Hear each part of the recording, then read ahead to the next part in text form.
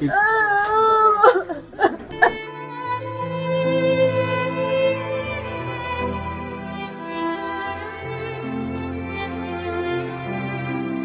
কান্না নিজের কোলে পিঠে জড়িয়ে বড় করা সন্তানকে চিরতরে হারানোর কান্না।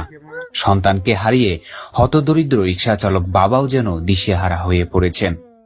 চোখের পানি বলে দিচ্ছে, সুন্দরভাবে জীবনযাপন করার সময়গুলো আর যেন ফিরবে না 24-এর গণ অভ্যুত্থানে বিজিবির গুলিতে নিহত পঞ্চগড়ের দেবীগঞ্জ উপজেলার চিলাহাটি ইউনিয়নের শহীদ সাজু ইসলামের পরিবারের মুখে দুবেলা খাবার তুলে দিতে নিজ গ্রামের বাড়ি চিলাহাটির মিরপাড়া ছেড়ে আয়ের জন্য কাজ করতেন ঢাকার একটি গার্মেন্টসে।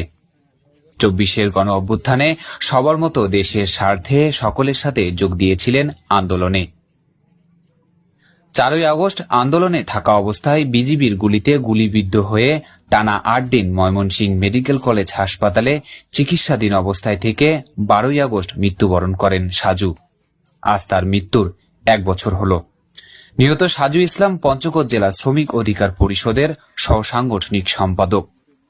তাই মৃত্যুর 1 বছরে কেন্দ্রীয় শ্রমিক অধিকার পরিষদের সাংগঠনিক সম্পাদক আসাদুজ্জামান আসাদের নির্দেশনায় তার কবর জিয়ারত করে সাজু ইসলামের স্মরণে দোয়া মাহফিলের আয়োজন করে গণ অধিকার পরিষদের সহযোগী সংগঠন কেন্দ্রীয় শ্রমিক অধিকার